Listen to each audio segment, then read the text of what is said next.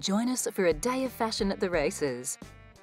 We check out the street fashions in Harajuku, take a stroll down Savile Row, meet the designer behind Sex and the City, Patricia Field, and lament the demise of New York's garment district.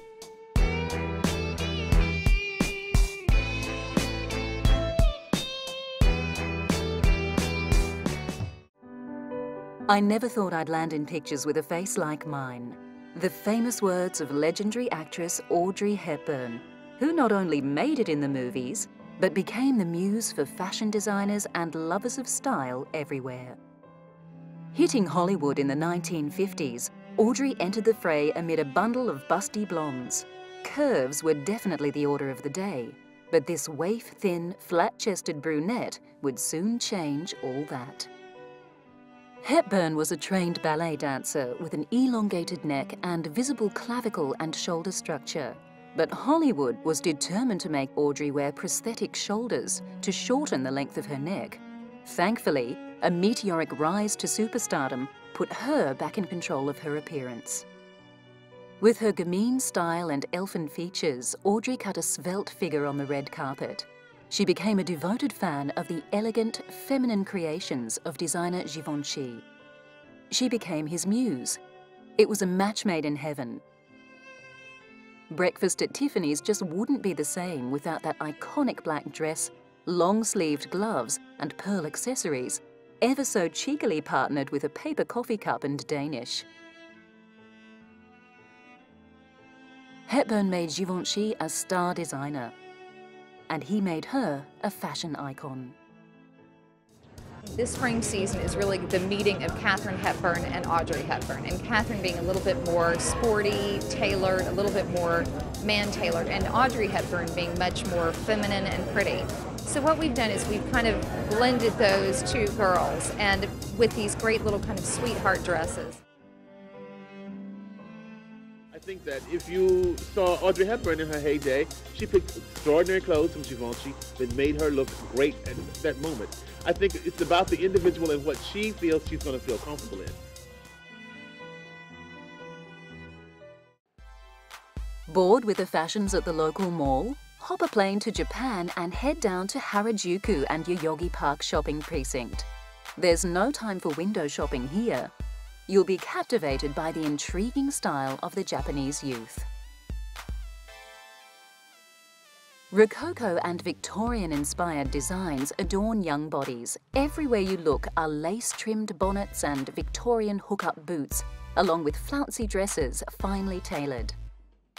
They call themselves the Gothic Lolitas, or Goth Lolly for short.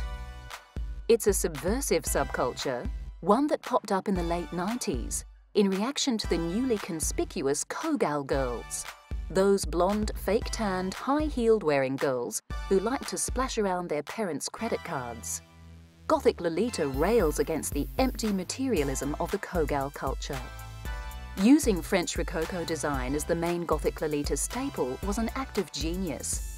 This is the period in French history where rich people flaunted their money so heartlessly, and decoration was there for sheer retinal impact, devoid of social commentary or any real meaning.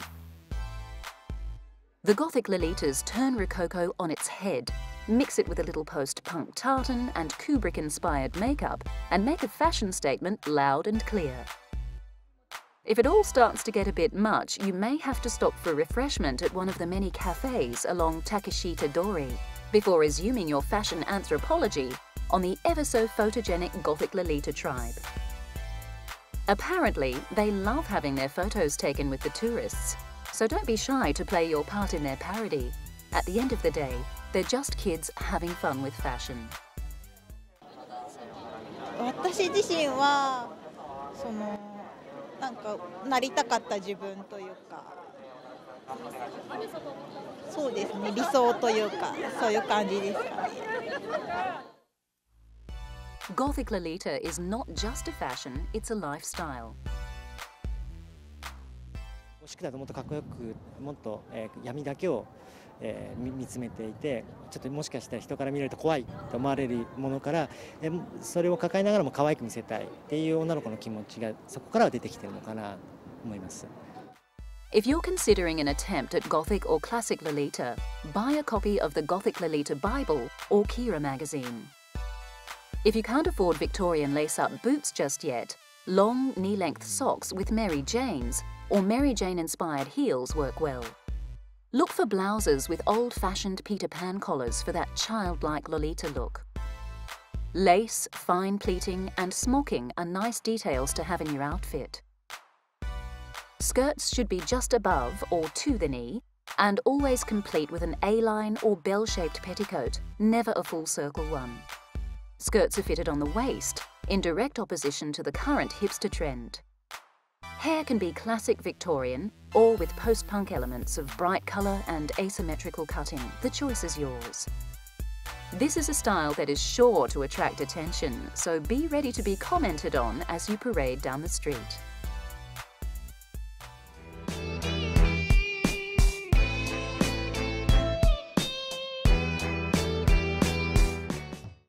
Since Queen Anne first ordered the event in 1711, the Royal Ascot Races have been a drawcard for thousands of visitors from all over the world. The race is one of Europe's most prestigious, but the fashion at Royal Ascot can sometimes outshine the glossy coats and colours of horses and jockeys on the track. It's been customary since its inception for members of the royal enclosure to be outfitted in full morning dress, not forgetting the top hat. Traditionally, ladies wore formal dress, gloves and hats. A parasol to protect the ivory complexion was a must. The rules for the commoners in the stands are a little more lax, but most people chose to dress up to the nines. The track is only 6 miles from Windsor Castle after all. You wouldn't want to bump into the Prince in anything less than your Sunday's best. With over 300,000 people visiting Royal Ascot alone, racing season is a dream for British milliners. Every woman wore a hat trimmed with flowers, gems and ribbons of every shape and colour, a tradition that still persists to this day. Traditionally, a milliner would have outfitted both men and women for not only hats, but capes, kerchiefs, cloaks, shirts and caps. But as the old has given way to the new, these days milliners work primarily on women's headwear. But things couldn't stay this glamorous forever. Over time, skirt hems have crept up. Ankles have been shown since the 1920s. And thanks to Jean Shrimpton's faux pas at the Melbourne Cup in 1965, gloves have disappeared and knees are freely on display. The 1960s and 70s heralded a much more adventurous era in fashion for the Royal Ascot races. The countercultural hippie influence was everywhere. Hats were still huge though, but the colours were altogether wilder and the form rather more sculptural. Jean Shrimpton's miniskirt influence was definitely here to stay. In fact, the 1970s credo for racing fashion was anything goes. Queer colour combinations such as purple and lemon or straight-out aqua were well and truly acceptable. As was cross-dressing. If you were female, by all means wear a suit, complete with top hat, and all the better to make it orange. The 70s were a time for breaking boundaries, and as long as it was bright, tight and not quite right, you were in. Today's racing fashion is rather more conservative and highly derivative. An elegant and simply cut dress in muted colours allows the attention to be drawn upwards to the all-important hat.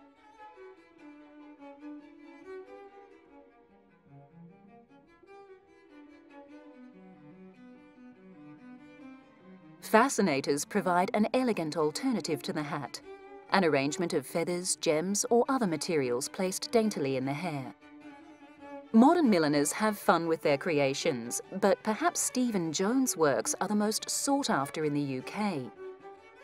This milliner has received an Order of the British Empire for his work and passion for the trade.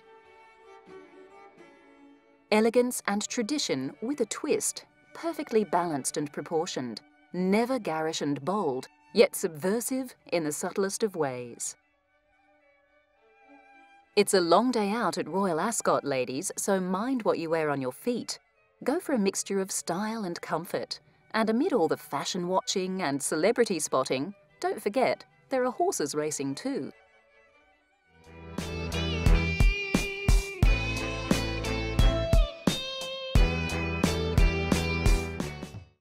London, Paris, Milan, New York, the world's leading fashion cities. But unfortunately, taking a walk down Fashion Avenue, New York City, could become a thing of the past. The garment district is shrinking. It used to be a beehive of rag trade businesses, 1 square mile packed with zipper stores, fabric shops and garment manufacturers. 16,000 people travel to 7th, 8th and 9th Avenues daily to sit behind their sewing machines or drafting boards and go to work dressing the world. But thanks to an increasingly competitive foreign market in China, India and Latin America, and astronomical rent hikes, it's becoming less viable for designers to do their business in New York. Just ask the 7,000 people who have lost their jobs in the garment district over the last 10 years.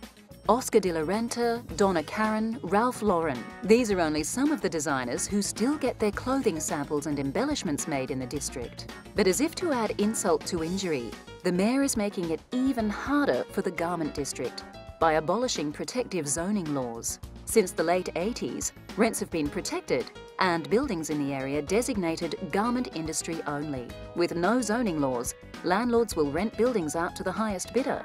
Goodbye schmatter trade, hello office culture. There's no reason for designers to remain in New York if there are no manufacturers to make their wares. I do 80% of my manufacturing in this neighborhood.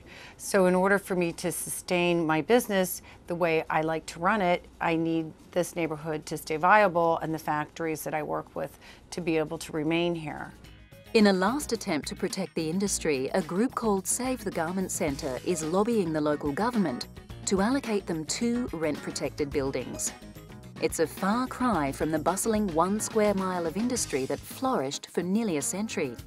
But it's something. One of the reasons why I have great quality with my clothing is because we can walk in and check it at any time. And we can pull production lots and fix the fit if something goes wrong. We have a lot more hands-on. I don't want to have to move my business to China.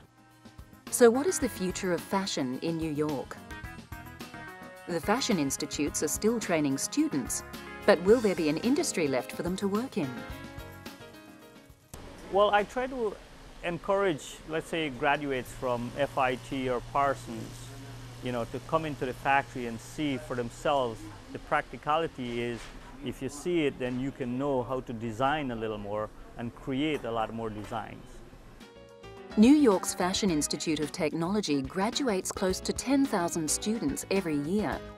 Up until now, it has been entirely possible for graduates to forge a career in the city they love. You need someone to give you a hand and to be a small-scale partner and to really work with you to start to grow your dream and your business. If you don't have someone that can make the first 10 samples that you can get into a showroom, you don't ever have a prayer of getting things to the point that they'll be in a Bloomingdale's or a Bergdorf's or a Macy's or a JCPenney for that matter. Depends what your target is. In its heyday, the garment district produced about 95% of the clothing in the USA. Half a century later, and it is a mere shadow of itself. But people are banding together to try and keep the fashion vibe alive. For this neighborhood and in fact this city to remain a fashion capital, you need to have the new talent that's continually coming into the neighborhood, continually feeding the industry with new ideas and new perspectives and new designs, and they need a place to make it. London, Paris, Milan, and last but not least, New York. They are the fashion capitals of the world. With a little town planning and community spirit, hopefully New York won't fall off the list.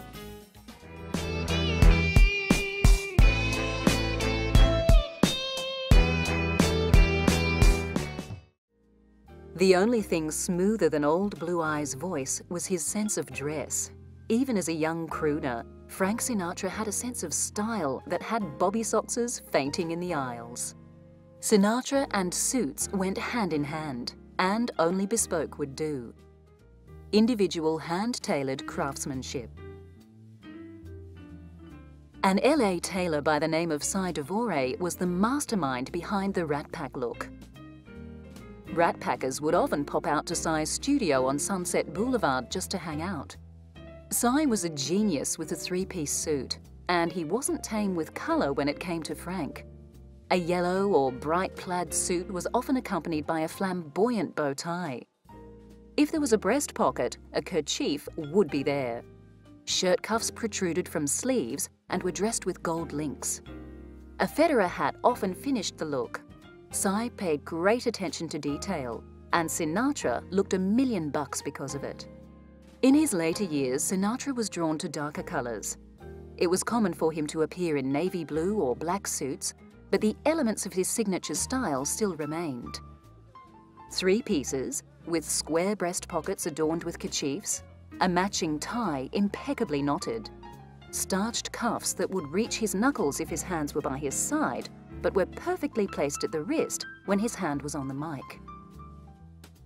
Frank passed away in 1998, but his suave style lives on. If you're looking for the English cut-in suits, there is no finer place to shop than Savile Row, London. For the last 160 years, London's best tailors have been found in this precinct. I think Savile Row needs somebody else to blow their own trumpet. You know, it's not them. They've, you know, whenever Henry Poole, you know, Angus Cundy, the MD, is asked, which celebrities do you dress? He always says, oh, Nelson, Churchill, will that do? Gentlemen from all over the world travel to London specifically for the Savile Row experience. I think a lot of Italians like to have English clothes still, but they just probably don't want to talk about it. Legend has it that this is the birthplace of the bespoke suit.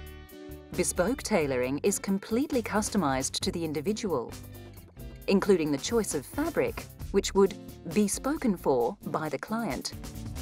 Hence the term bespoke. There is a traditional rivalry between Savile Row tailors and Italian tailors. Some say an Italian cut is softer and closer fitting to the body. British tailoring and Italian tailoring have coexisted for a very long time, and I don't think there's any tension there between them. Button placement is a little higher in Italian suits, and kissing cuffs are traditional as opposed to the English overlapping barrel style. And some people swear the hand stitching on Italian suits is superior. However, there is a lot of crossover between the two traditions and many exceptions to the rule. Henry Poole & Co. have been tailoring since 1806. They established themselves with military uniforms around the time of the Battle of Waterloo. Some of the garments are still in incredible condition. Unfortunately, Savile Row is under threat. A decrease in the demand for bespoke tailoring and rising rents are placing businesses under threat. At last count, there were only 19 tailoring businesses left in the area.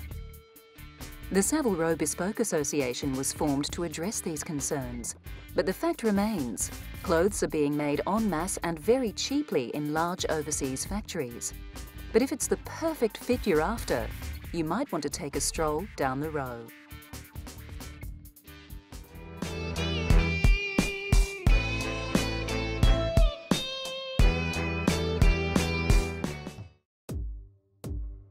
It wouldn't be New York fashion without Patricia Field.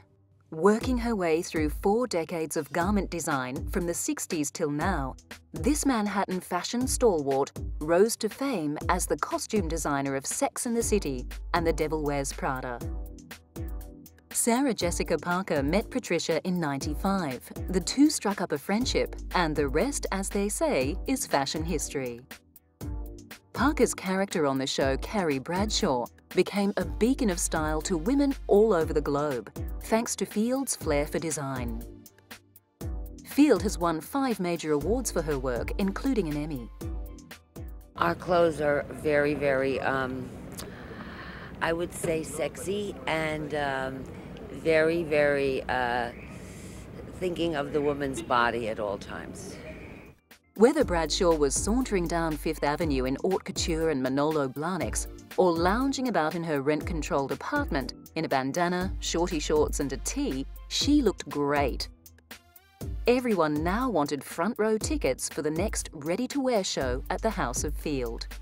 40 years of hard work was finally paying off. Sex and the City affected the world and of the way women dress, I think, in a major way, and I'm happy for that. And the way is independence, power. You have good arms, show them.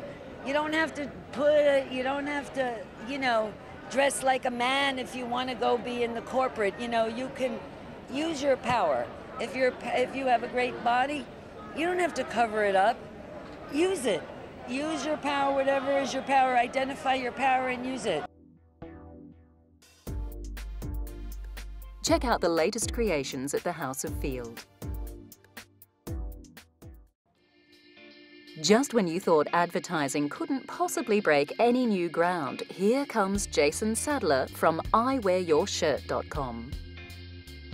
Jason has sacrificed his own personal wardrobe to wear your logo for a day. Just click on a day on his online calendar and book Jason for a date with your t-shirt. It's a novel way to get your message out and about. But thinking outside the square has always come easily to this graphic design graduate. Jason will make a video of himself in your shirt and get the message out to his contacts on Facebook and Twitter. He'll wear it out and about for the day around Jacksonville, Florida. I wear t-shirts for a living. So is Jason the first advertising executive not to be stuck in a white collar, sitting behind a desk? So on a day, I walk around, I take photos, I wear the shirt all day, I blog about those photos, I put them up on Twitter, I change my Facebook profile, and then I do a YouTube video, which also goes on Facebook, which is just me being creative and humorous with the company. I mean, I've got a stop sign on my shirt that says Divorce Detox, so, you know, it's easy to talk about. And I do a live video show at 3 o'clock Eastern every single day, just interacting with fans and friends and being on social media. IWearYourT-shirt.com has become so popular that Jason has hired another t-shirt wearer, Evan, who will gladly show your logo around LA. The two are going great guns working together and have even been nominated for a Shorty Award for advertising. It's a unique way to make a living that seems to be paying off. Hey everybody, it's November 4th, and I'm in Central Park wearing my Stop Thinking About Your Ex shirt for Divorce Detox. You guys have seen the shirt all day. Now I'm in Central Park and I've got a long sleeve shirt on under my short sleeve because it's cold in New York City. So it's face value of the day. So today is the 304th day of the year. It's $304. January 1st was $1, January 2nd $2, and it went up every day until the last day of the year was $365. Jason's form of advertising doesn't reach as many viewers as an ad on mainstream TV does, but it is a viable way for companies who can't afford the big production dollars to expand their market base. One company got about 2,000 more hits online than usual. But does Jason ever get sick of wearing t-shirts? And what if he has a wedding to go to?